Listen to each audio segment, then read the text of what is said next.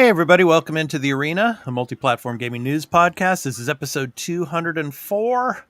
I'm your host, Expat, along with the full crew, Burley Burleman Gaming, Turn-Based Carl, Fubu87, and Leah the Hatless.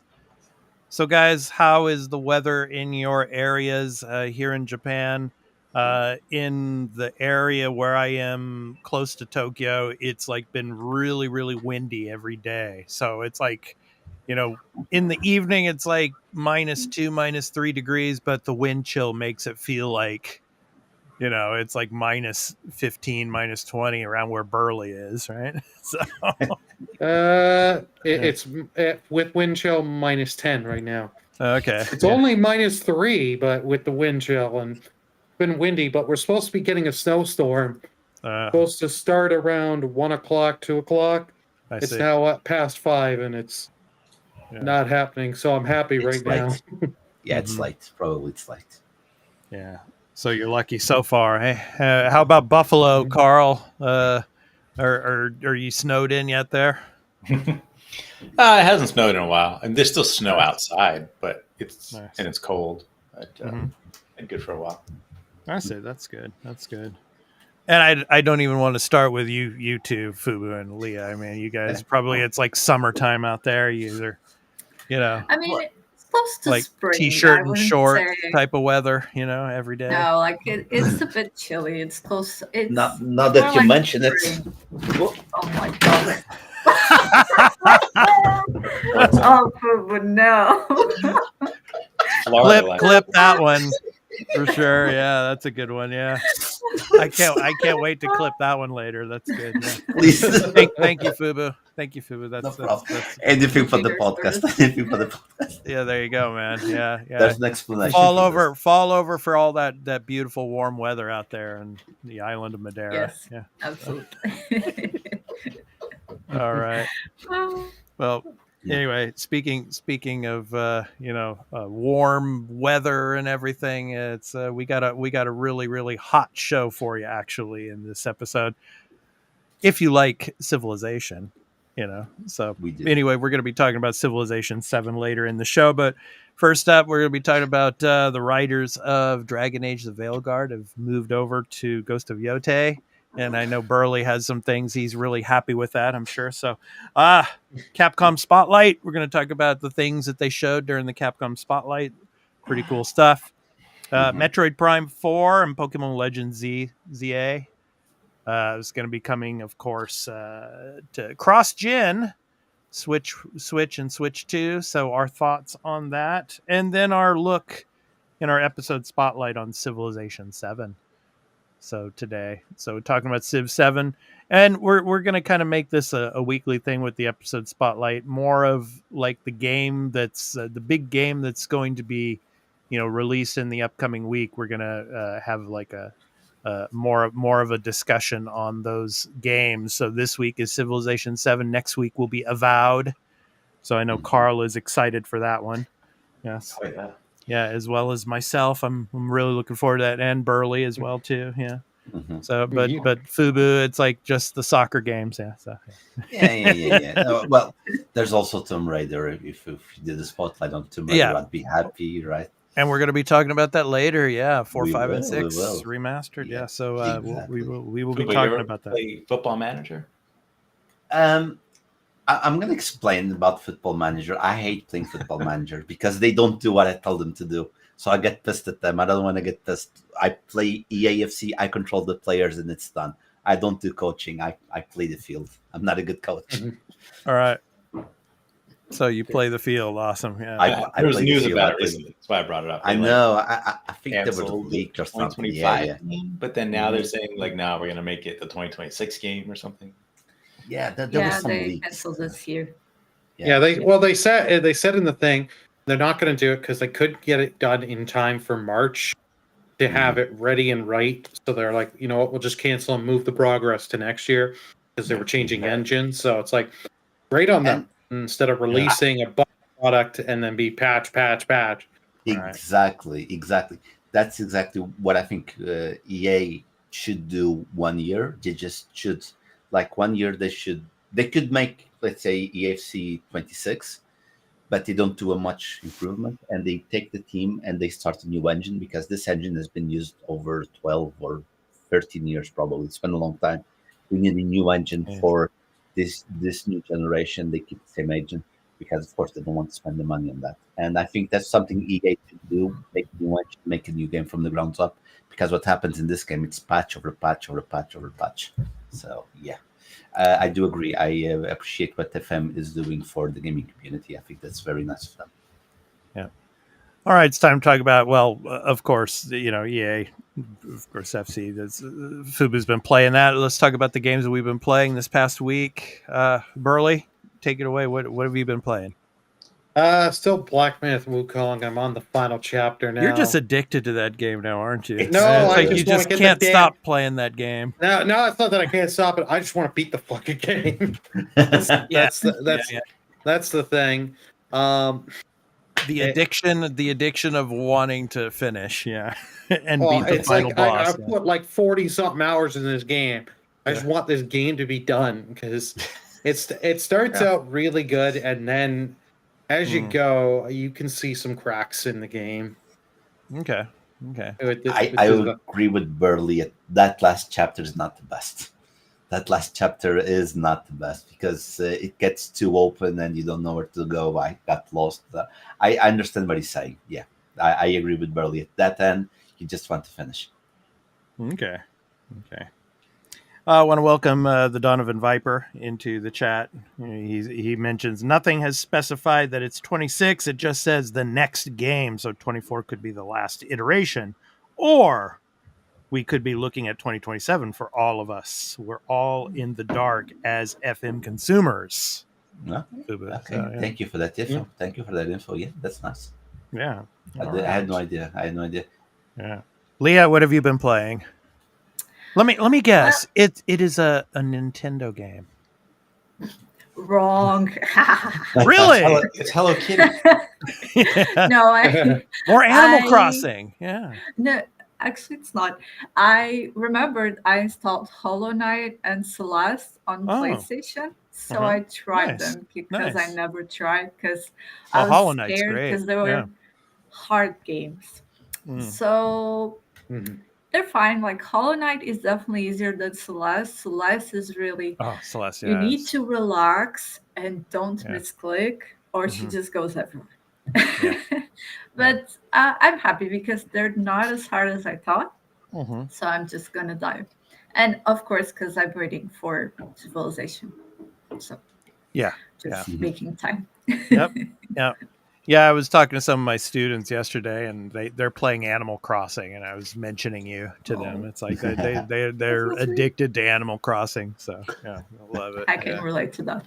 Yeah, good stuff.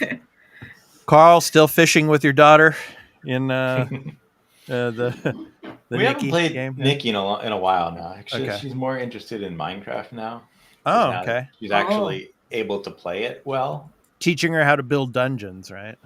Yeah, she's building is still a struggle, but she knows how to place blocks and stuff. She knows what she needs to do things. Like she asks me for things. She always wants a sword, and it's funny. It's like I try to give her a wooden sword just because it's like the cheapest, easiest thing to make. She's like, no, I don't want that one. She wants it's got to be the iron sword, not the iron sword, at least the stone. So she's getting good at it, though. It's fun. We did a little bit of creative mode, and she was having fun with that, just messing around, flying around, doing stuff. I'm still playing Shin Megami Tensei 5 Vengeance. Nice. Good stuff. It's a fantastic game. I really think that for me, it's rising in the ranks of my Atlas games. I like it more than Persona 3 Reload already.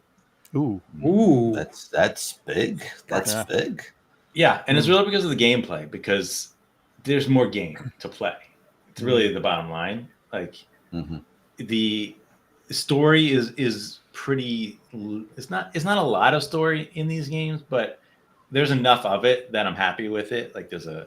It's creepy and weird, and it's a little bit obtuse, sometimes hard to follow, but they do a bunch of really good in-engine cutscenes that I appreciate, which I don't know why the Persona games don't really do much of that, like just a little bit of it. But this game goes like pretty hard with some like really cool looking stuff that they do just with the in-game assets and like interesting camera angles and stuff. Like there's good stuff in it. Like it's and then the gameplay is like, you know, there's like several sections of like open world area to traverse and explore and find secrets. It's like I got past the first area, then you go back into like the city and you do a little bit of story stuff there. There's not much to do with, and then you get back to another section of the game where there's another area to explore. There's new monsters or demons that you can you know, try to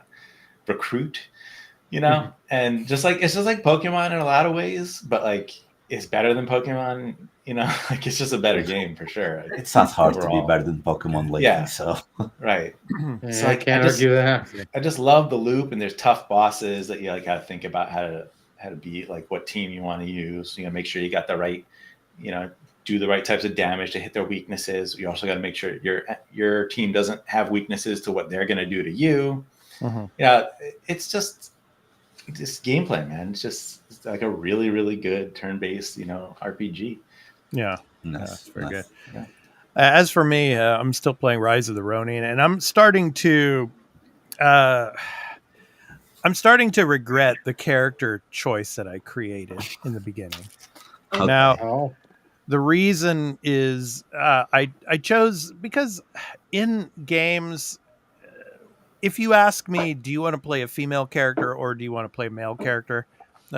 Because I was so enamored with Lara Croft and playing her for so many years, and you know, she's one of my favorite characters of all time. And then playing Aloy and Horizon, and you know, I like picking female characters over male characters generally. Okay. So I picked a female character for Rise of the Ronin. And I'm starting to regret that because it Rise of the Ronin is kind of like this boys, you know, the boys club of these, you know, masterless samurai running around and everything. And it's like, I'm just like the lone girl in the group. Oh no.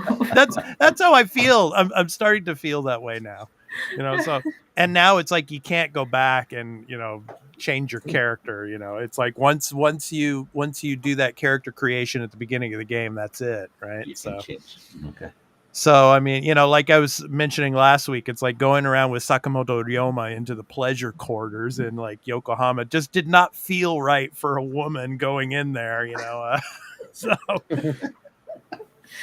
I think you know what I'm getting at. I'm not going to get into any more detail into that, but so I'm still playing Rise of the Ronin. I'm still waiting. I didn't get a chance to play the Monster Hunter Wilds second open beta on the 7th, but I'm going to try to play it on the 13th. So because there's 2 dates for that. So nice. Hopefully PSN will be up by then. I know. Yeah, it's up. Actually, it's actually up now. Yeah, parts of it are up. Not all of it is all up. Not all. No. Like I know. I checked a few minutes before we went live again, and it's still not up. Like I pull up my PlayStation, I can't.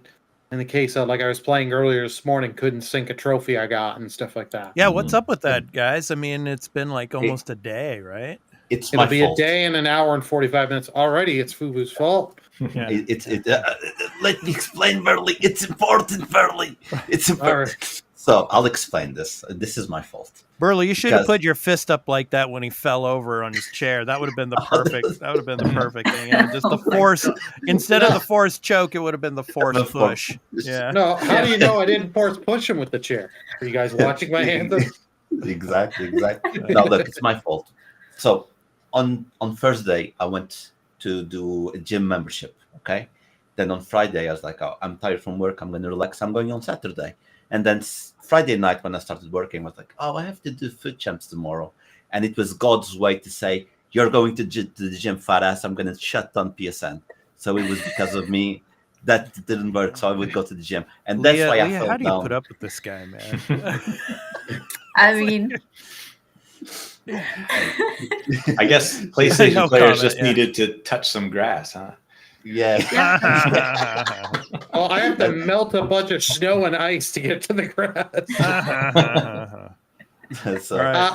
Dottie says, "Oh, so Fugu's trying to get his EAFC points back is the reason PSN is down." Aha!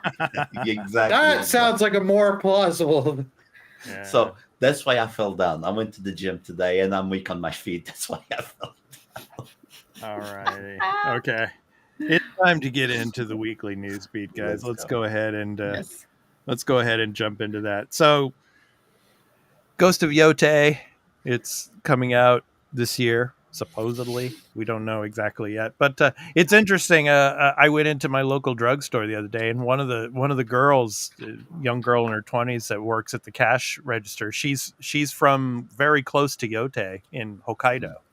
And so I was talking to her about the mountain and, and about this game that's coming out. And she was really surprised and, excited for it because she's a gamer as well, playing on PlayStation. But yeah, so the Ghost of Yotei writers, apparently they worked on Dragon Age the Veilguard. So yeah, Burley, I know you have some thoughts on this because you played the Veilguard. And my question to you is, how is this going to affect the story of Ghost of Yotei? Maybe it won't. Maybe it'll be just as good of a story as Ghost of Tsushima. But I mean, yeah. What are your thoughts on this? So how might this affect perceptions of the game? This can do some damage to the perception and to the thing.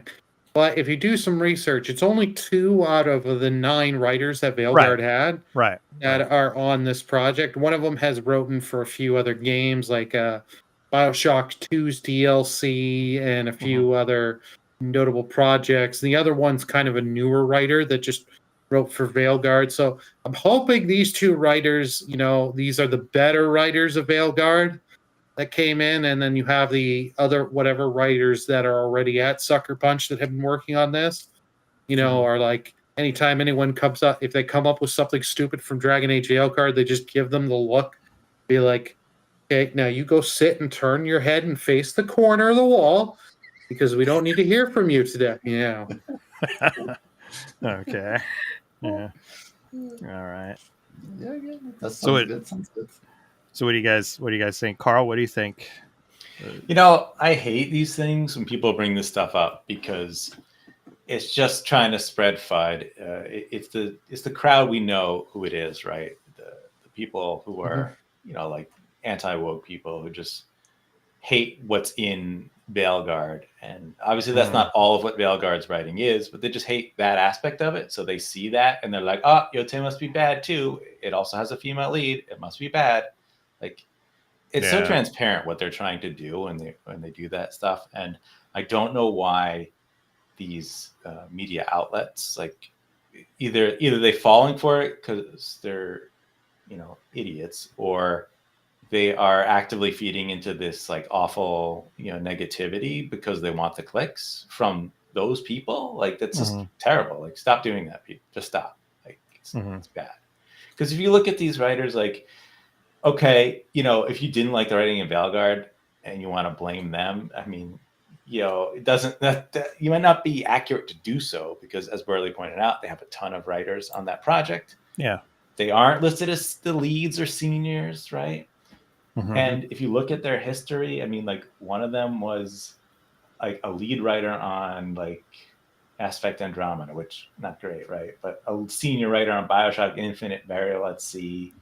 Yeah. Senior writer on Mass Effect 3, some writing on Mass Effect 2, and then the DLC for that game, and then one of them is Inquisition, Dragon Age Inquisition, Star Wars Old Republic, Knights of the Fallen Empire, Anthem, even. Like, they're all over the place what these people have written for. And also now, if you look at Ghost of Yotei, has like 1, 2, 3, 4 other writers listed on IMDb, which I don't know if any of this stuff is accurate or verified, but like, they run the gamut of projects that they've worked on. It's like, it's ridiculous to try to say that, like, just because 2 writers in common and they have this one video game credit in common automatically means this other video game is going to have bad writing. when you also know the pedigree of like the studio and the production behind the previous Ghost game, right? Yeah, it's just what bewilders me in this day and age that a game can be just crucified before we even know anything about it. It's terrible. Yeah, I mean, like, yeah, we know a lot of stuff, even about Assassin's Creed Shadows. We know a lot about it, but still, most people have not even played the game. So, but they're already making judgments that it's going to fail. I hate that. I really do. I mean, so anyway, Fubu and Leah, your thoughts. I mean, well, go Leah, please. Okay, I just gotta point out this is not Naughty Dog. This is not Neil Druckmann with another writer deciding the story. I mean, the writers, they are pointing out the story, but there's someone above them deciding what goes. And if Ghost of Yotei will be anything like Ghost of Tsushima, it will be heavily based on the historical events surrounding a specific area. That's kind of the inspiration for Ghost of Tsushima. So, a writer is a writer. They don't decide everything alone. They're working in a team. They have a hierarchy. So this is a leap of logic here that it's not computing to me. This is Naughty Dog. Okay, makes sense. Like Neil Druckmann flies solo. He's a CEO. He's the writer. He's everything. But in here, it just doesn't make a lot of sense. I guess. Yeah, I mean, a lot of people, even when this game was first revealed, the CG actress, what is it, Erika Ishii, and they made a lot of problematic comments about her and her background and who she is, and it had nothing to do with the game itself. And the fact that oh, it's another female character, blah blah blah blah blah, just to try to denigrate the game before we even know much about it at all, So, yeah, Fubu, go ahead. Yeah, my way of thinking is, I think from what I've heard in this episode already, I think this is great for you, expat, because you can start as a female and then you can change to a male if they do the same thing as VEILGUARD, because you can be whatever you want. So no, but joking aside, look, like we already said here, there's a head writer. He has the notes from the studio heads or from whoever how they want the game. So I'm hopeful that they will respect the historical period. I think they'll respect it. My foot's already a bit on the back because it is a female samurai, and that's something that is not normal. But we do have one of the female best... Ronin. Sorry, thank you. A female Ronin, but one of the best animes that I've seen, I think was last year, was the Blue-White Samurai that we talked about that here on the channel, and it is a female-led Ronin because she's not a samurai, and it was amazing. So I'm gonna be hopeful that there is a reason why she's a Ronin, why she picked up the sword. There's a good backstory, and there's a solid story in it. And just because those two writers wrote in the shit show, sorry, that's the name, because they work in the shit show doesn't mean they keep doing a shit show, because they will hopefully respect everything. So I'm hopeful that they show they are professionals and they do a great story related to the historical period. So that's my opinion. Yeah, that's for sure. So, alrighty. So let's go ahead and move on to the Capcom Spotlight. So, got some stuff to show for you. I got to get it up here. But any initial thoughts about what we saw? Like, for example, the Street Fighter adding Mai, as well as, of course, getting information and some looks at the Capcom Fighting Collection, which launches on May 16th. And then, of course, the Monster Hunter Wilds of course, another ice shard cliffs and new enemies that we see, as well as the Onimusha 2. So your guys' thoughts. Who wants to start in this one? Burley, I'll throw it to you, I guess, on this one. Yeah. It was a good event. It did surprise me getting Onimusha 2 remastered, because it's been so long since the first one got a remastered. I played the first one over the holidays. It was a really good game, and it has me interested to pick this up, the sequel. And then I know people are not as happy with we got the tease with Way of the Sword, that we're not getting Samanosuke back. It's a different one. The fighting game collection stuff looks great. What Capcom does best, they're great at these fighting game collections. They've been putting them out, giving more and more of the games, so more and more people can try some of their great ones. You're getting both of the Power Stone games, which have been great because people have been wanting those to get ported and have access to those for a while. Yeah. And then, hey, Street Fighter 6, I know it sold pretty well, so you know what, keep it. And especially with like Evo and stuff and all the fighting game events, keep it more relevant. And Monster Hunter Wilds, yeah, just really pushing just to say, hey, this game is coming, and just keep getting people excited, because this is going to be one of the really big releases of this year, and it coming at the end of the second month. Yeah. Fubu, your thoughts? Yeah. My thoughts all go to Onimusha. I was sorry. Sorry.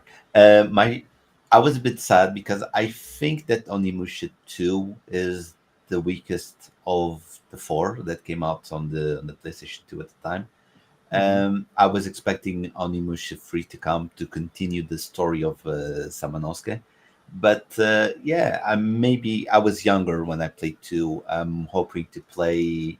Maybe now I'll play the remaster again, and maybe with fresh eyes, with more mature eyes, I will enjoy the game more. But Monster Hunter was. They announced that the beta was kind of a flop because, well, PSN was down, like we mentioned before. And yeah, Street Fighter. I've said many times. I know it's a classic title. It's a story title in gaming, but I'm not the biggest fighting game. So it is interesting. I like to see these characters. Oh, I remember this guy, but it's something that I didn't pay as much attention as I did on Onimusha. And about a new main character for the new Onimusha that's coming on 2026. I don't think that's anything new, because the fourth Onimusha, which sometimes is the most forgotten one, which is Dawn of Dreams, it doesn't have Samanosuke as the main character. It is someone else. I think, if I remember it right, Samanosuke is in it with a different name, and then later you find out it's Samanosuke. But not being Samanosuke, it's something that doesn't affect me, because again, Onimusha 2 doesn't have Samanosuke, and Onimusha 4 Dawn of Dreams doesn't have Samanosuke. So him not being again in the game doesn't surprise me, which is sad, because I think Samanosuke is a very, very solid character. Carl, your thoughts on the event? I mean, it's a nice update for all their stuff that's coming soon. Capcom does a decent job of these things. I don't think nothing here was really surprising, other than the Onimusha 2 remaster announcement, which is cool. Not unexpected though, because they're bringing back the franchise and making a new one. So yeah, I mean, go for it. You bring remaster 3 and remaster 4 as well. Like, I don't know. I don't see any reason why not to at this point. Yeah. I do love, like my coming to Street Fighter. We already knew that. Yeah. This was just showing more of that. I love when the Fatal Fury characters are crossover. I kind of hope that they do another Capcom versus SNK. That would be a lot of fun. Yeah.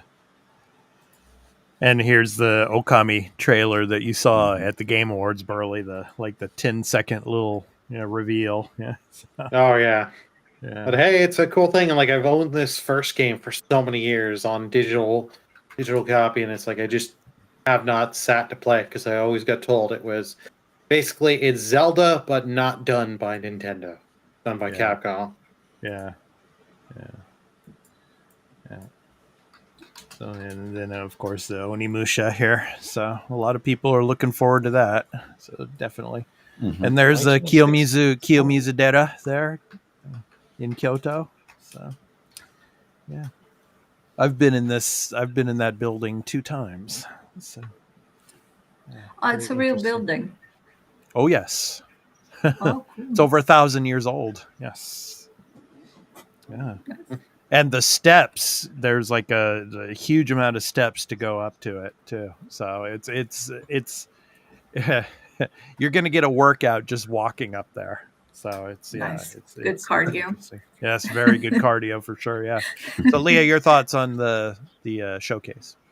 I'm a bit the problem child here. This is all great, but where's Resident Evil, Capcom?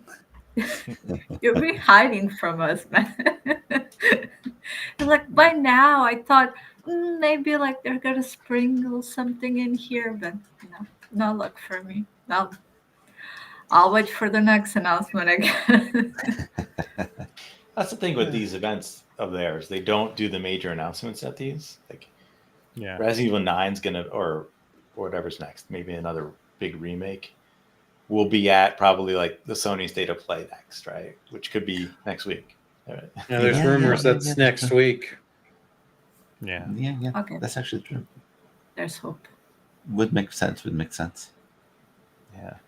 There's already been a lot of leaks. They only showed a very, very small snippet of Resident Evil in this showcase. So here we're getting the Monster Hunter Wilds, It looks great. Let's see. Oh yeah, can't wait. Yeah, like I said, I'm gonna try to play the second open beta on the 13th. Yeah, so I'm gonna try to do that. So, but yeah, so which leads into the next story. So let's go ahead and jump into that now. So, of course, the Switch 2. We're getting the events. Carl, you're going to the New York event. Yeah. So lucky you. April 5th is when I'm going. So Burley's like he's like grinning, It's like tear in his eye. It hit the single tear, yeah. It is what it is. It sucked, but it is what it is. Yeah. So I do hope that it doesn't come out like very soon after that, because then I'll feel like, well, I went over there and I got to play it like a month before, big deal. Like, okay. I don't think so, Carl. I think it's going to be like August, September kind of thing at this point. I think so. Yeah. There's events going until June, I think, so they won't release it there, I think. Yeah. Okay. So anyway. So Metroid Prime 4 Beyond and Pokemon Legends Z3 reaffirmed for 2025 launch. Mm-hmm. So Nintendo's going to continue to launch attractive software for the Switch 1 as soon as we can develop it. So Metroid Prime 4 and the new Pokemon there is going to come to the original Switch as well. So my question to you, and I'll start with you on this one, Burley. Is that a good strategy to put these 2 new games such as Metroid and the Pokemon game onto the original Switch and the Switch 2 at the same time if you're going to try to sell new Switch 2 hardware? Well, they know not everyone is going to upgrade to the Switch 2. You have 150 something million player base on the Switch 1, so they're going to try and capture everyone. Like, we know Metroid Prime 4 has said Switch 1. We don't know for sure there's a Switch 2 version, but we're all pretty much guessing it's going to be one of the launch titles or launch windows for the Switch 2 Metroid Prime 4. It makes sense to launch it on both, and with Pokemon Legends ZA, you have that big install base. And it all depends with what the Switch 2 is launching with. Is it going to have that killer app where right away people want to go to the Switch 2? Because they're in a much different spot than they were the last time, where the Wii U only had like 15 million console units sold in how many years? Mm-hmm. So they put out Breath of the Wild for the Wii U just to, hey, let's just in case for these 15 million and see how it does on our new console, the Switch.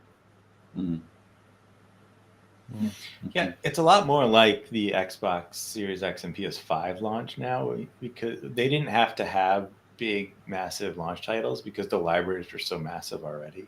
You're getting everything that's already available on the previous generation, and you're going to have tons of cross-generation games coming. And I mean, the Switch 2's case, you're going to have tons of ports of games that just couldn't run on the Switch. So like, they're going to have a few, right? But this, probably Metroid Prime 4 is going to launch with the platform, I assume, and it'll be cross-gen. And the Switch 2 version will be better for it, because if it's targeting the Switch 1 as its base, then it's going to get a nice boost when you play it on the Switch 2. Like that version is going to be, I assume, significantly better. Yeah, I like this. I want to see more of these cross-gen, because look at us. I'm sorry. I just have one more idea, is that when you think about like how a lot of us, like, who are really into this stuff, when stuff like God of War Ragnarok and Horizon Forbidden West launched as cross-gen, like all of us were like, nah, I just want to play it on PS5. Like, I don't have any interest in playing it on last gen. I think I don't think it's going to be an issue if there's quality behind it, because if you remember Tears of the Kingdom, when it came out, it was also a cross-gen. It was a Wii U and Breath of the Wild. Breath of the Wild. Yeah, oh God, Breath of the Wild. Thank you so much. It's so many Twilight games. Twilight Princess was, yes.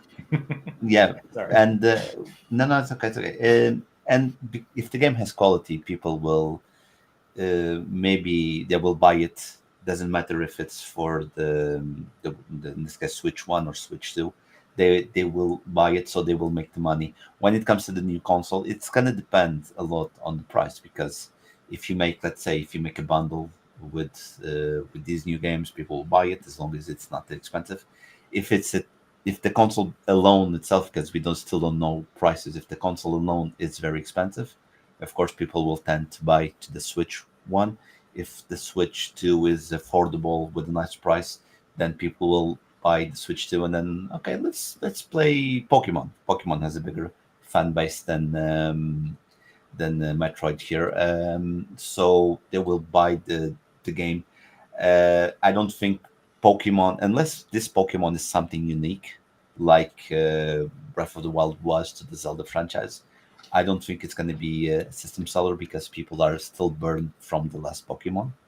And so I don't think it's going to be a system seller unless it's something unique. So I think they should release on both consoles, because they need to make the money on the game. The console itself, we just seen it recently that the Switch 1 beat the PlayStation 2's record. The console itself, it's a long game. It's not like a game that's something in a year or even two, depending if it has season passes or not.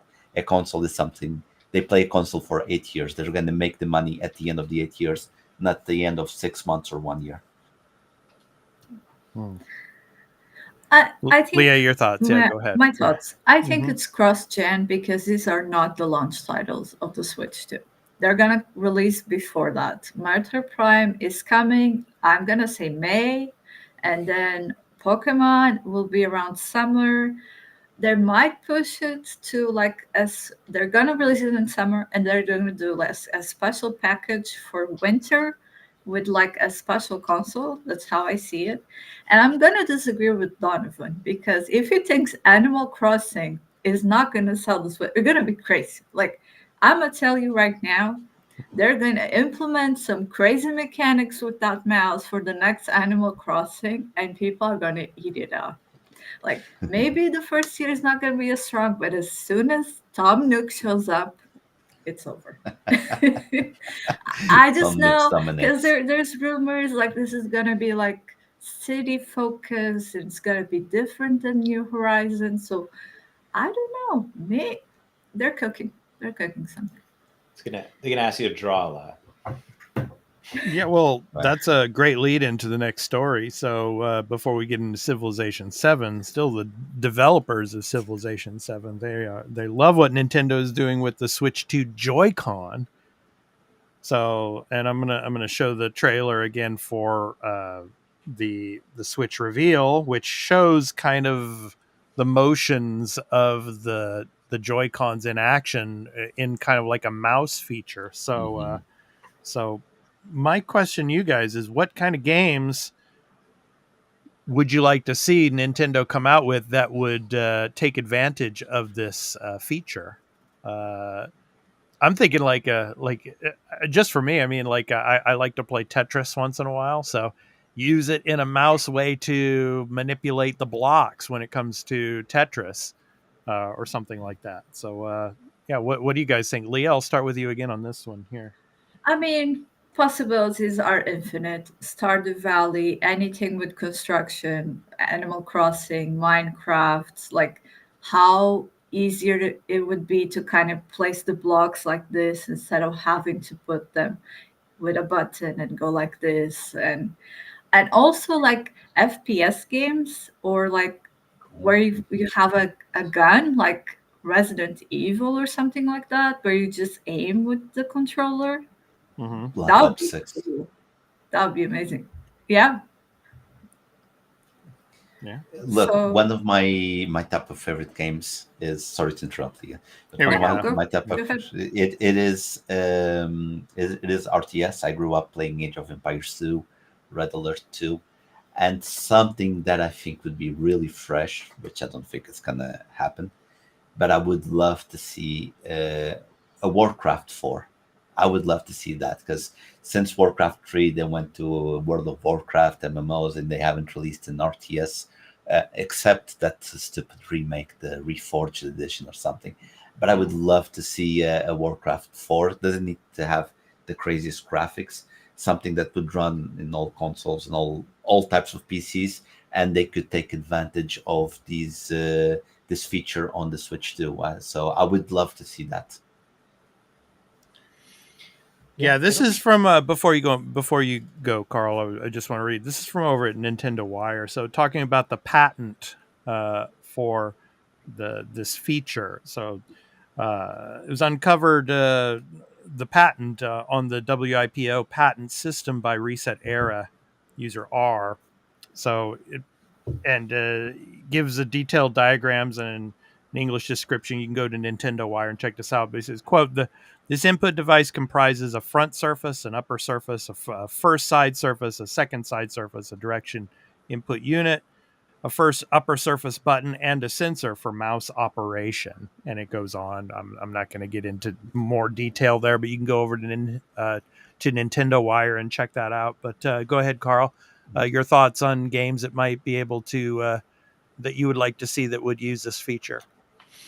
Yeah, with Uber, like the entirety of the RTS genre, right, heavily relies on mouse usage.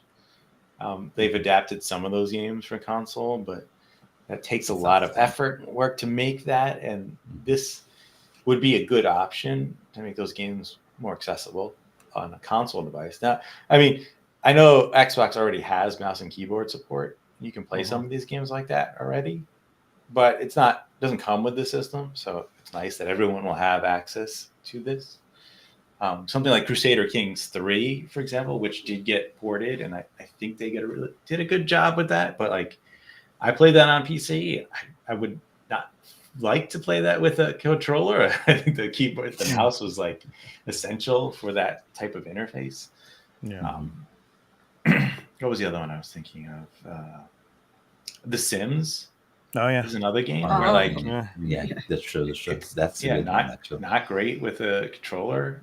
So like yeah, there's gonna be I think a good amount of stuff that'll get ported. But the thing I guess you have to think about also is will they focus on that controller interface and then the mouse interface, and like not focus on making the controller interface good? They'll use it as like, oh, it's got the mouse thing, so like we don't have to make good controller input. And then someone who tries to play it like the other way without the mouse is like, it sucks that way.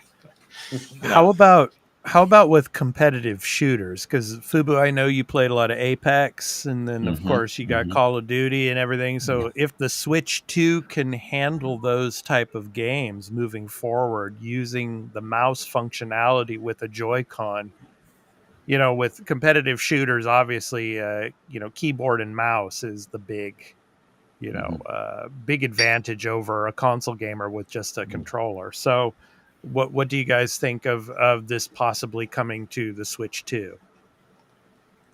Competitive shooters, yeah. A competitive shooter. I think it would have to be something exclusive only to Switch 2 in this case, because the Switch 2, in terms of FPSs and all those types of things, won't be able to compete with the PlayStation 5 and Xbox or even the PC. It could work for someone that wants to play that on those types of consoles. It would definitely work, but it would be something exclusive to them. But what about a game, say like Fortnite, though? I mean, that could be a big deal. No, for people that want to try it like that, but I think for a new consumer that came straight out of the of PC and wants to try it on the Switch, I think having a controller like that is going to be amazing. They won't have any hard time to adapt to that.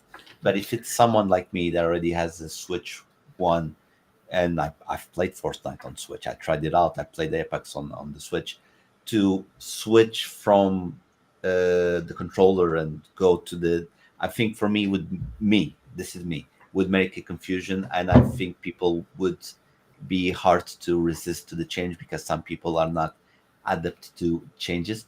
But yes, in theory, it would work very well. But you need to have the other controller in your hand, because it is not only moving and shooting, especially with Fortnite. Other games you can do that, but you need to program the other one. You'll still need the other controller, so you can build what type of building, ramp, wall type of material. There is a lot of complexity because when you play with the keyboard, so you have the mouse in this hand, and then you have the hand on the keyboard for these buttons, so you automatically know that you'll be able to do this. You don't need to be holding, and it's not like, again, keyboard, you're like this, you're holding a controller like, okay, I can grab the switch here just to explain, you're going like this, so you need to be, it's different. I think it's much harder. I think it's useful more for RTSs than FPSs in my opinion, but yeah, in theory it can work for a Fortnite, for example. But Burley, what game will definitely probably take advantage of this functionality, especially out here in Japan, and it'll be huge, is players playing Splatoon 3. Yeah, it could be very useful for Splatoon 3. I would definitely try it on Splatoon 3, or if they have a 4th come early on the Switch 2. But one I would try it out and use it is in Mario Maker 2 and stuff like that, because those games, if you're playing on docked mode, trying to build levels that in the what was it, Game Builder Garage, forget it. You want to use touchscreen. You want to use touchscreen and have the device out. So having games like that where I'm going to be placing blocks and this and that, I feel be much better with the Switch 2 having the Joy-Con being like the mouse like that. I would like to try it out and see how that would work. And who knows, we might get some kind of, because they're doing this, you might get a pack-in. You could get, they rework the original Mario Paint and make a small little tech demo inside the Switch 2. Yeah. They gotta make Mario Paint 2 or some other mouse gimmick game, because every time they do one of these things, they make a game like 1-2 Switch, for example, right? It was like the gimmick game, which that one wasn't very good. But and once you unlock all the games, it was gotten rid of. Yeah. Hey, Carl, how about Minecraft on the Switch? Well, of course. I mean, Minecraft is on PC with mouse keyboard. It works great. So that would work well, I think. Anything first person is going to be great with a mouse. I kind of do wonder, will there be an issue with competitive gameplay? Because if people are using the controller version versus the mouse version, I mean, the mouse is more accurate, right? We know that. I do think, though, looking at those diagrams, and I'm like trying to put my hand in that like configuration and thinking of how small the Joy-Con is. I'm like, I feel like my hand's not going to feel good at all holding it like that. Yeah. So I look forward to the mouse Joy-Con like little attachments that we're going to get in the future, where it's going to make it feel like the shape of a regular mouse. And how much are they going to charge for it? There'll be third-party things for like $20. Yeah, hopefully. Yeah, hopefully not too expensive. Yeah. So. Yeah. All right. Okay. The game that will definitely use this feature. Civilization 7. Yes. There you go. I knew you were going to say that, Leah. And another great segue into the episode spotlight. So our episode spotlights are about games that are imminently about to launch. So Civilization 7 is coming. So we're going to get into that. We're going to talk about Civ 7 now. So my question as we start discussion on this game. Now, imagine I'm a player. I've never played Civilization before. So, Leah, I'm going to ask you this question because you played the most of the Civilization games than any of us here, I would imagine. So, my question is, if I have never played this, strategy game, should I go and play a different version of this game, or do you think Civilization 7 I could just jump in and be able to understand the functionality and to understand how to play this game? You know what? Go into 7. You know why? Because I will be a beginner in 7. They completely reformulated this game. It's basically a whole new game. It's way more simpler and streamlined than 6. 6 had a lot of different texts, and it implemented like builders like expired after a few turns. There were like texts within text, and this is way simpler. The team has like a little. Sorry, I'm gonna flip my page. A little introductory of what the 7 things are different, and the main one is the age system. Whilst in the first game you would play it for a game from the beginning until the end, this one is divided by ages. So you have the antiquity, exploration, and future, I think. The names could be wrong. So essentially what happens is once that age is over, the game restarts. There are certain things that transition, but you're essentially beginning from scratch, as if you're beginning a whole new game. So this is difficult even for experienced players. So there's also like you don't need workers to evolve things. The cities are different. When you start a city in an old game, it immediately becomes like a full city. And now you have a town, and if you want to upgrade it, you need to like upgrade it by coin to then make it a city. So the whole like mechanic of you now have points. So before, strategy within the other cities, diplomacy was a lot more simpler. Now you have a system of points. I know this is a lot, but the UI is way more simpler than it used to be. It's way there have been some comments about the UI, especially on listen, from it's been Steam a hood players. and a half. Yeah.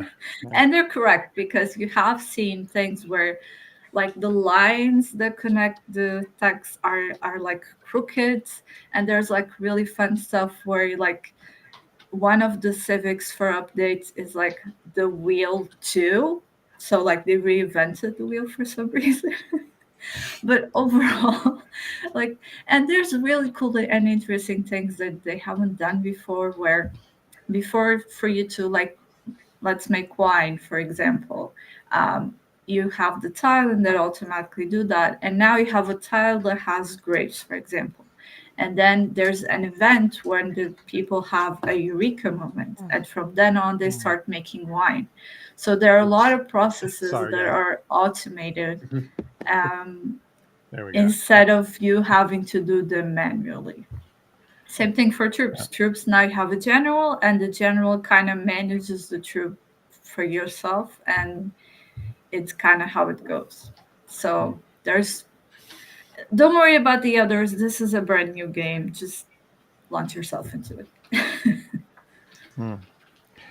So, Carl, if you were to play this game, which civilization, which era would you be most interested in developing? I mean, I don't really know enough about this game to say what. I mean, it's just every era is available. How far does it go? Leah? Basically, you have 3 options. So you start with one, like the beginning. So let's say Rome. That's the antiquity. And then you have a middle one, which is the equivalent of like a more modern Florence kind of. And then you have like the modern age where you have modern mechanics, like you have TV, you have radio, nuclear power, and that's kind of how it evolves. And here you can literally pick any leader and any city. You can make Benjamin Franklin the head of like ancient Egypt, and you're fine. And that's one of the like before it was locked. So like if you picked Cleopatra, it would be Egypt. And here it doesn't matter. You can mix match as much as you like. Yeah, so if you start in like antiquity era, can you then evolve to modern in your then game? At the end of the turn, it automatically evolves to a different civilization depending on your choices. So depending on what you picked in narrative events, the text you have, it just evolves differently based on what you prioritize. So every game is going to be different. Nice. Yeah. There's a lot of mix match in here. Yeah, I mean, I've never played a Civ game, so I don't really know exactly how they flow. But I've played other type of similar games in this genre, so like, it's something I would be interested in if I wanted to take the time. But at this point, yeah, the last type of game anywhere near this I played was Crusader Kings 3, which was awesome. I put a lot of time into that. That was before the baby came. That's always going to be remembered in my heart as the last game I played before I was his father. Oh, sweet. Burley, if you were to place the Civilization 7, would you develop Canada? Oh, yeah. Oh, yeah. You kidding me? I always love playing as Canada in these games. But it's kind of nice that I can pick which leader I want to be in charge of it. It is nice what they have shown with this of them like changing things up, them simplifying a lot of the mechanics and all that to make it just easier and to just get you into playing.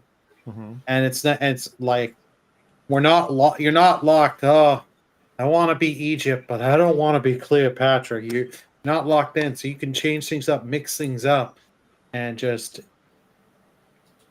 try different things, try different combinations, because leaders and different nations, cities that you're picking have different strengths and weaknesses, so you're figuring out which aligns best for you and your play style, because there are so many. The thing is, like Civilization, you can have the winning by getting the 7 wonders, winning by just being an absolute dictator or tyrant and just killing everybody on the map. There you have all sorts of ways you can play, and this game's very interesting because you're starting out with quite a bit, and then they're adding quite a bit more. Like there's more content coming in next month and more and stuff like that. So they've got a giant roadmap for this that they're just going to be adding throughout the year. And this game is actually not a hard drive killer on PC, like 20 something gigs, which is insane if you think about it compared to a lot of the other games we've been used to, where modern games where you're like, wow, that's 60 to 100 gigs I'm losing. Civilization's a third to a fourth to a fifth of that. Yeah. I mean, because I picked it on the Switch. because of course I did. I could pick PC. The Switch, because I have been playing Civilization 6 on the Switch, and I'm very, very curious to see how it runs on that console, because that's the ultimate test. Like PC, it's easy mode. The Switch, let's see how it runs. So you're really hoping for the Switch 2. If you get the Switch 2, they give you the easy digital upgrade, and then gonna be like, let's get the mouse Joy-Con. Yeah, that's a good idea. We see the different editions here. We get the standard, the deluxe, and the Founders edition. So it's interesting. The Founders edition is a digital only edition. So yeah, and it's only available to the end of the month until February 28th. Yeah. So yeah. About me, I played Civilization 6 a few years ago when they gave it on Epic Store, and like I like this type of game. For me, it's a PC type of game, but it takes too long. I don't have time for this anymore. I literally don't have time. So but it is fun, and I would start from the bottom, like Drake said, starting from the bottom. Now we're here, so I'd go to the future, and I know there's Portuguese representation, rightly. I know there's Portuguese. I'm not sure. I gotta look into it. I remember. I think that was Queen Maria. I think I remember like that. I think that was on 5. I'm not sure if 6 had Queen Maria. I'm looking at a list of the leaders, but I wouldn't know who's Portuguese. So who's the famous Portuguese leader? Tell me the most Spanish name that you find. Maybe it's Portuguese. Oh, I remember. It was Philip II or something, because he was the king of Spain, Portugal. Just play as Marco Polo. Marco Polo. There you go. Yeah. I do like this type of game. It's something. If it was faster, I would. It's the ultimate. It's the ultimate what if kind of scenario. I mean, it's like what if Marco Polo went to Japan and helped to do certain things there. What if George Washington actually became the leader of the UK or something like that? I mean, it's like there's so many different scenarios that you could play in this game, and that's the fun of it, I think. Exactly. It is. So and I would add that if you're a new player, and even if you are a returning player, in this website that we have put up here, they have guides for beginners, so you can follow their instructions that tell you which leader to pick, like on your first play, what city, what civics, what should be your first troop. And if you follow their guides, it kind of eases you into the game, and they do say, please don't ignore the tutorial. It's very important.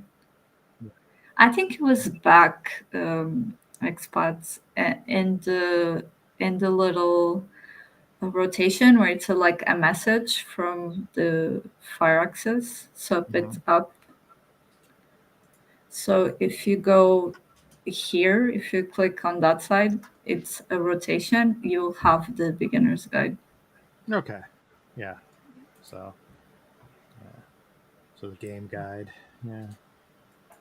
Game guide overview. So I'm not going to get into that, but anyway, you can go to the Civilization site to check that out. So So expat, tell me about Himiko.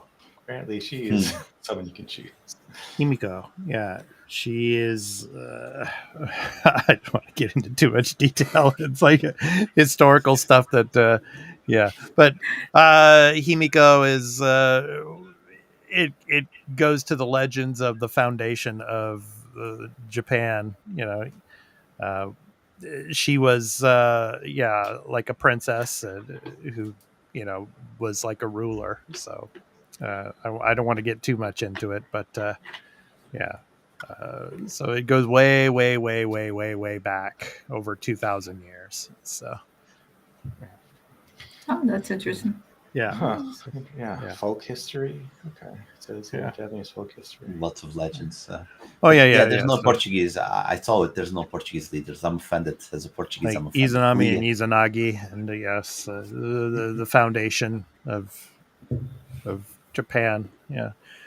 Which the holiday on the 11th is the foundation of the country day here in Japan. So it's a national holiday coming up. So that's nice. Yeah, it's good stuff. So yeah. So all right. So that was our Civilization preview. So next week we'll be looking at Avowed. So please join us for Avowed. Yeah, looking forward to that one. So it's good stuff. Yeah. So, and Leah, I know you're going to be picking up Civilization 7 and playing it day one. So hopefully you can do an extra take for us. Yes, whenever it arrives, because I bought the physical copy because I don't want to deal with the problem PlayStation like going down. For big games, I always buy the physical editions. It's like my motto, and I bought it for the Switch, so it will probably arrive by end week, I think, and I'll get it for sure. Nice, good stuff. By the way, Lee, did you? It's my birthday next week. Did you ask for a game to give me on my birthday as well? Not really. No. Just that. No, nothing. You get nothing. Absolutely nothing. He gets another fall off the chair moment for Figure, but that's not going to come this time. Yeah. All of you that are just tuning in now, go back to the beginning later on in Video on Demand. It's about the 2 or the 3 or 4 minute mark when you see Fubu falling out of the chair. So great. Yeah. It's one of the great goal. Yeah, one of the highlights of 2025 already. Yeah. Burley's like smirking. I didn't do the force push. Yeah. So no, he did. He was like this here. It was hiding. Okay. He was like. All right. Okay. All right. So anyway, let's go ahead and get to our new release picks of the week. So each and every week from releases.com, we make a pick for a game that's going to be releasing. So www.releases.com. You can check out all the games that are releasing this coming week and through the rest of February and beyond at www.releases.com. And Leah, I'm going to let you read the Civilization because me, you, and Burley, we select that as our pick of the week. Oh, damn. Oh, gosh darn it, hell. That's gonna be long. After everything I've talked about here. Well, all you have to do is read the first paragraph. That's all you have to do. Okay. All right. Let me find. Carl, I'm starting to think of South of Midnight when I make that. when I make those, little accents there, Southern accents. So. All right. Leah, you ready? Ready. Okay, go for it. So, what do we got this week for our pick of the week for Burley of Burleyman Gaming, myself, and you, Leah? Go. We have Sid Meier's Civilization 7 as the 7th mainline title in the franchise. Civilization 7 is a 4X strategy game developed by the legendary team at Firaxis Game. Players establish their civilization, construct cities and architectural wonders to expand their territory, conquer or cooperate with rival civilizations in pursuit of prosperity, and explore the far reaches of the unknown worlds. It comes out on February 11, 2025 to the Switch, Xbox Series X, PlayStation 5, PC, Xbox One, PlayStation 4, and is a cross-play game. So you can play with anyone in any platform. Okay. I think I got it all. Good job. Good job, Leah. Yeah, nice. Yeah, I like this game. I like it. I remember playing this type of games. You guys remember the Settlers? That was my first contact with this type of game. So I always had the fondness with this type of game. Then Age of Empires follows, Civilization follows the same process of you start from the Stone Age and then go to the present. I remember there's also another RTS that one went into the future. You could have spaceships. I don't remember the name of that one. And yeah, this one looks great. It's not heavy on the graphics, but it's expected this type of game, and lots of strategy. And like I said on the comments, I'm waiting for the Gandhi glitch where something happens in the game and then he becomes aggressive and starts to nuke everyone. That was such a fun glitch on Civilization 6. All righty. Carl, you are up next. So what is your pick of the week? All right, I picked this game called Shujinko, coming on February 13th, PlayStation 4, 5, and PC.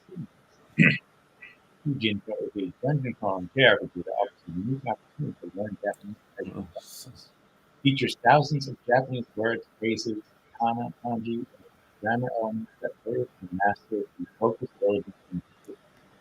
Carl, I don't know if it's just me, but I think your microphone. Yeah.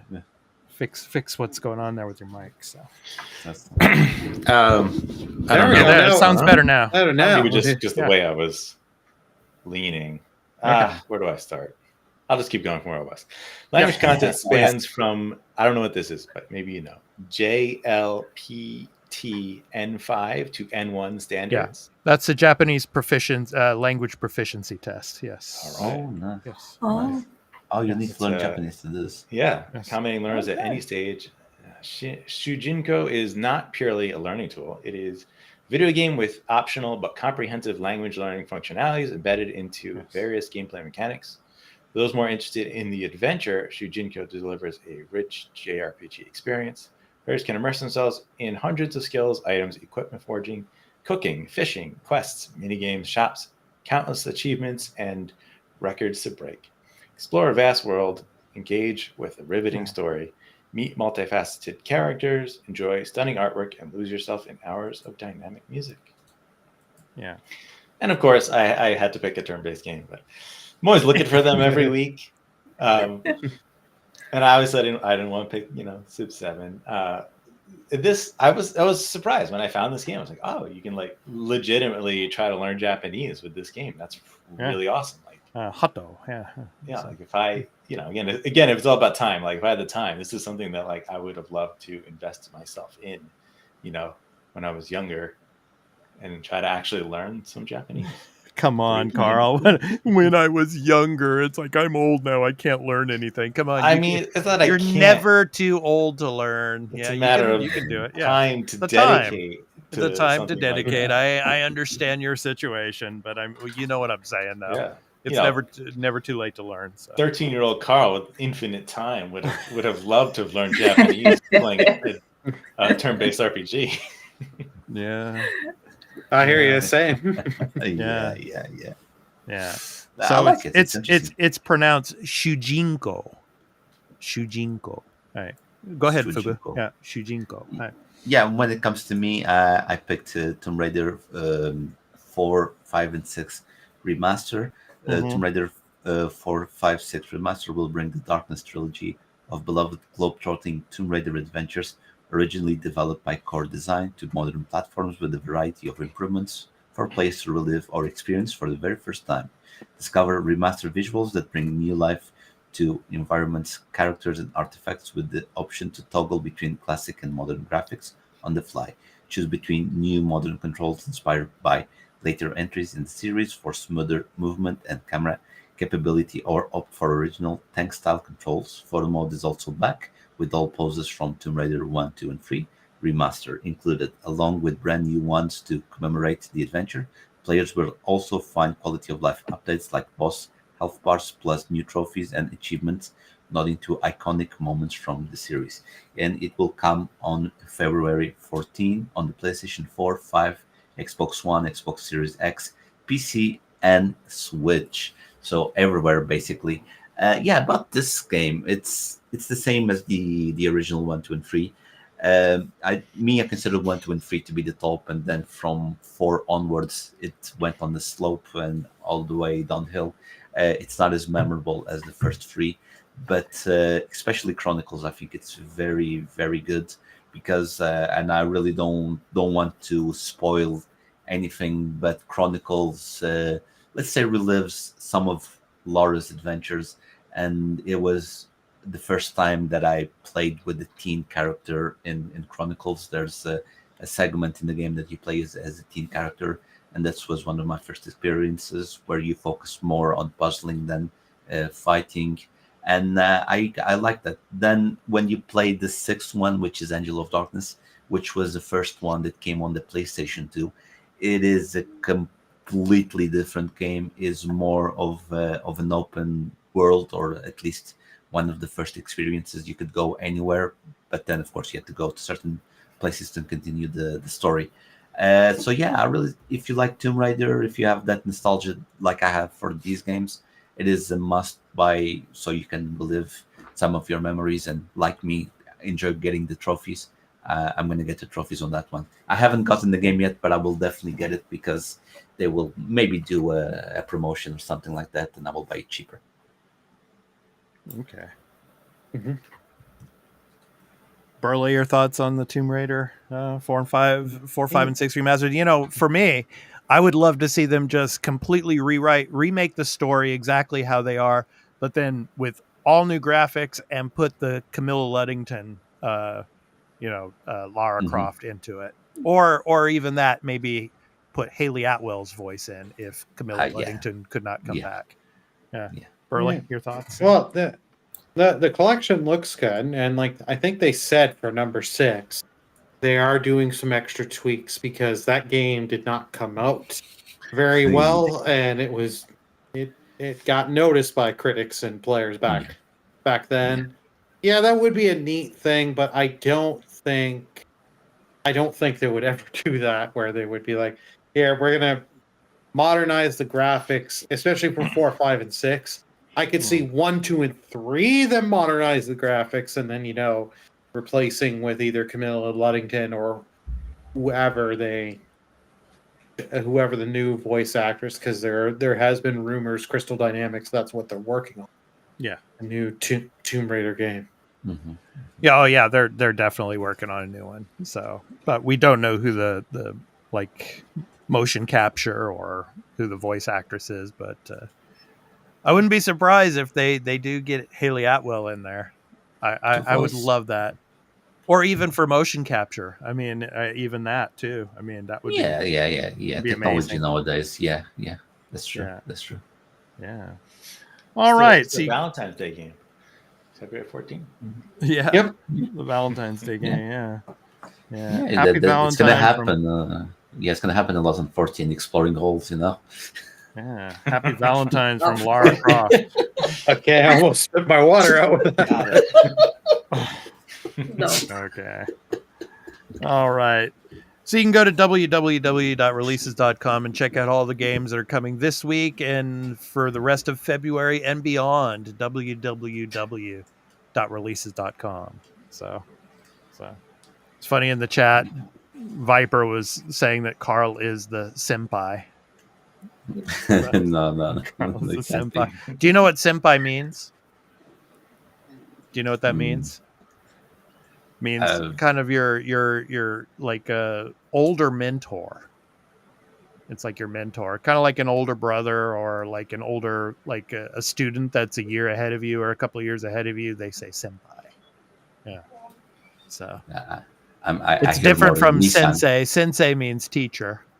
So like I am a sensei. I am a teacher. I think me and you, X-Fi, we're gaming senpais for sure. Yeah. For sure. Yeah, for sure. All right. So www.releases.com. All right, it's time to move on. So let's go ahead and jump into Game Pass. So for the first half of February, Carl, what do we got for the first half of February when it comes to Game Pass? Hey, take it away. So this is an interesting one. Obviously, no way. At least you're breaking it down here on this Xbox Era version of it, where, okay, what's coming to Ultimate? You get Madden NFL 25 on February 6th, which is already out now. Kingdom 2 Crowns February 13th, which is like a 2018 game. I looked this up. I don't know why that's there, but okay. And then Avowed, of course, awesome, getting Avowed February 18th. And then if you're on standard, you're finally getting Starfield. Finally. You're also getting another Crab's Treasure and Aiden Chronicle 100 Heroes. All three of those are February 5th. Yeah, it's a weird one to me because, like, standard, you're getting Starfield like over a year after it's come out, right? I mean, I know standard hasn't existed for a year, but I don't like that setting that standard. Like, is that what we're gonna see going forward on something like that? Yeah, maybe. Like, I mean, think about Call of Duty. Black Ops 6 is the 2025 Call of Duty game going to be already out when you're getting Black Ops 6 on standard? That's really weird. Yeah. I hope they don't do that. And for Ultimate, man, I mean, Avowed, of course, awesome, but why are we getting a 2018 game? That's very unlike the 2018 indie on Ultimate, right? That's one of your 3 games you're getting for this drop. I'm like, all right. Yeah. Hey, at least you're getting Aiden Chronicles was last year, and that is a great RPG that I highly recommend. No, I'm jealous. I want to play that game, man. That can be so good, man. It runs great on Steam Deck too. Yeah. Check out our video. Yeah, that game's been on Ultimate since it launched. It's still there. It's that was almost a year ago. Yeah. All righty. So what do you think we're going to get for Wave 2, Carl? Just some early predictions for Wave 2. Man, I mean, I don't know. It's really, I have to look at what's coming. That would make sense. I don't know off the top of my head. Yeah. Starfield for standard. I don't understand that. I mean, Starfield was day one. I mean, I don't understand why it didn't come to standard in the beginning and only to ultimate. But yeah, because when they made standard, they didn't put in all the games that were already on it. Right? They separated it, the newer stuff. Yeah. All right, so that's our Game Pass for the first half of February. So you go and check those out. So definitely next week, Avowed. We're going to be that will be our episode spotlight next week. So please check that out. All right. Next up is our programming notes. The Arena Productions programming notes. So each and every week we talk about the content drops here on the channel, here on the Arena Productions. And Burley, we got a special one here on the gaming side this week, and we just put it out hours ago, and I'll let you talk about it. And hopefully we can get one of the developers of the game on quite soon. So we'll be letting you know more information on that as we get that later on in the upcoming weeks. But anyway, Burley, take it away. Ruffy. Ruffy in the Riverside. And the Riverside, yes. This game looks really, really cute, and I'm really excited for this. So go ahead, and I'm going to show a little bit of your gameplay from it as we discuss it. So go for it. Yeah, so this is a game I've actually been following for quite a while. I've actually have it wishlisted on Steam for so long. And then they had posted out the PR team, Pirate PR, that they've got a demo coming out, early access to the demo. So here you can see me playing the game here. This is it running off the Steam Deck, and it runs great. So it's a cool little 2D it's a 3D platformer collectathon, but you go in, you'll get like 2D segments. But the cool, neat thing about this is you've got the copy, swap, paste ability. You can copy a texture from one thing and paste it onto another. Yeah. So in the case of you'll have steel boxes, but you can copy the wood from a bridge or a wooden box, put it on the steel boxes so they're wooden temporarily. You could smash them to use them as break them to have platforms, or in a few seconds here. The water and the lava. I like that. How you could copy and paste the water to the lava so you won't burn yourself. Yeah. Yeah, you won't burn yourself, or in the case here, you're going to see me swap the water and the ivy here. That way, you can, instead you can climb up the waterfall. So like they really do some really unique things. Like Nintendo should take notes of this because it's just such unique gameplay elements. And the nice thing is there's no lives in this game, so you can just dying has little consequence. Yeah, And you can yeah. just you can interact, do quite a bit in the game. The demo comes out on Tuesday for everybody, but please do go check out the video. I go through for about 10, 11 minutes, and you can see I show a couple of the different levels off in the demo, show some of the different mechanics and how they all work, and showing that if you are willing to sit and spend time and explore, you can be rewarded. Mm-hmm. Yeah. Yeah, I think that's one of the reasons why there's no life, so it can promote exploring and trying and mix and matching everything. Yeah, that was a very smart move from them. Yep. Yeah, I think it looks awesome. Is Ruff a dog? Looks like a bear. What is he? It looks like a bear. Yeah, I think he's a bear. I have to re-look through the PR stuff. I'll be completely honest. I can't remember what he is. And the nice thing is, you'll see his little bee buddy there while you're flying. Like when you do a jump, and you can do like a long jump, and he'll hold onto the bee and float for a little while. Yeah, yeah. Just you know, it gave me like the memories of Banjo-Kazooie. When I was Yes. Oh, yes. Yeah. Yes. Banjo-Kazooie, Mario 64 are two games.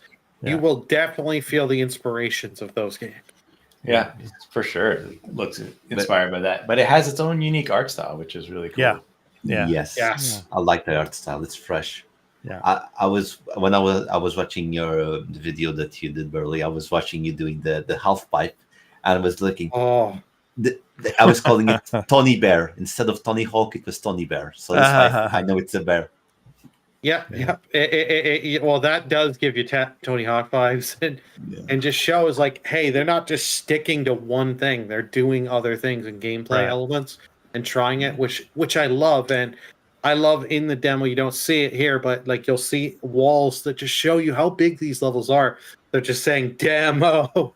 Because they just want to give you a small experience and have you try it out. So these levels are going to be quite big and just have a lot to do. Yeah, so we got early access to the demo. So when is the demo available, Burley, and when is the game going to launch?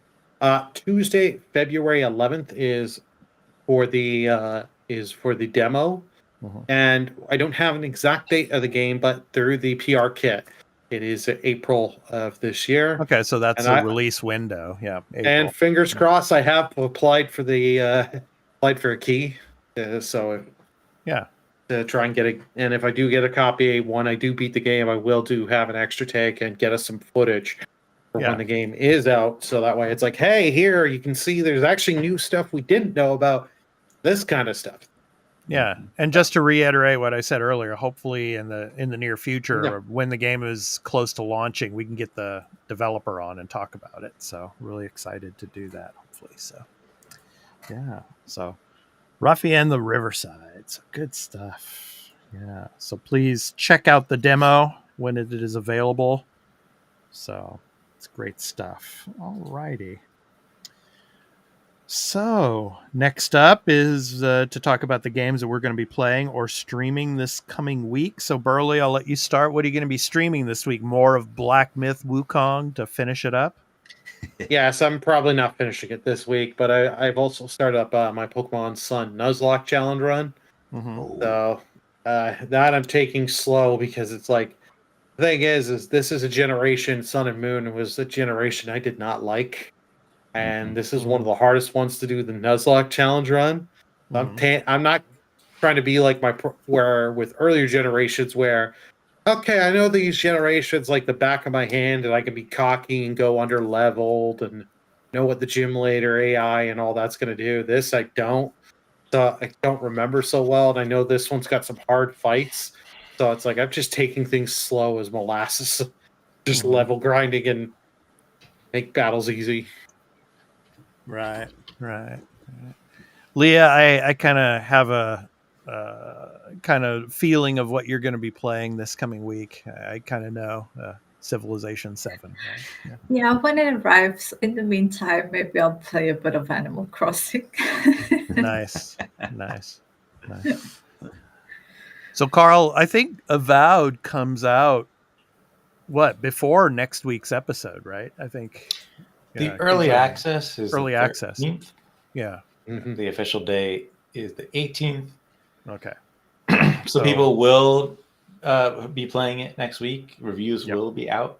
We're going to know all about it next week for sure. Yep, for sure. Yeah. So, but what are you going to be playing? Yep. Yeah, I'm not going to play it early. I don't want to pay extra to play it early.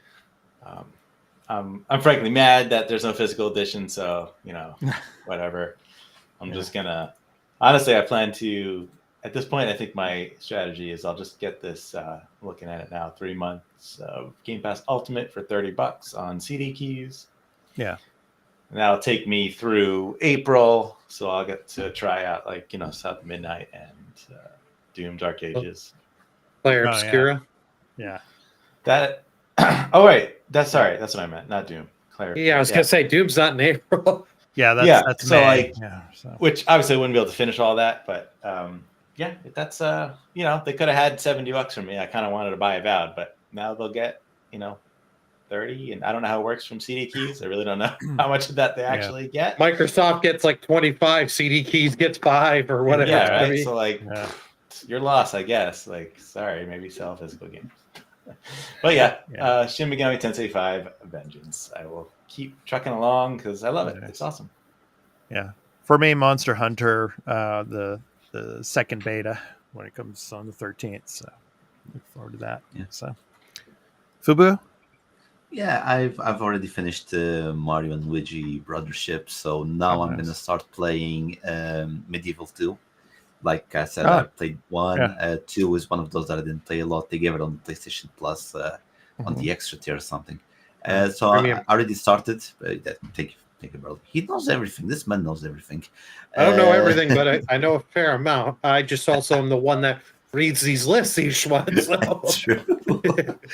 So yeah, I'm gonna be playing Medieval 2 again, nostalgia kick, and get the plat because it's actually an easy plat to get. So it's gonna be a good time. Nice. All righty. So those are the games that we're going to be playing or streaming this coming week. So now it's time to end our show. And thank you so much for all of you that showed up. Donovan Viper, thank you as always for being in the chat and being chatty. So appreciate that so much. Thank you so much for being there. And all of you that come and watch us in video on demand later on or listen to us on audio over on Spotify, thank you so much for all of your support. We really appreciate it. And of course, next week we will be discussing, as we said before, Avowed. That will be our episode spotlight next week. So, okay. So to end our show is our indie recording artist spotlight. So each and every week we spotlight an indie recording music artist and have their music in our outro. So this week's spotlight is on Artie Sung. So Artie Sung is a composer and multi-instrumentalist from the Netherlands who, after a long journey searching for his own voice, settled for the cello as his primary expression source. With a taste for classical music's romantic period, his style can best be described as neoclassical. From his album titled Wilderness, and the song is called Legends Arise. So this has been the Arena Multi-Platform Gaming News Podcast, episode 204. I've been your host, Expat, along with my co-hosts, Burley Burlerman Gaming, Turn-Based Carl, Fubu87, and Leah the Hatless. We want to wish you all a happy Valentine's Day next week, and we hope to catch you in the next one. So take care, everybody, and have a great week of gaming. Peace out.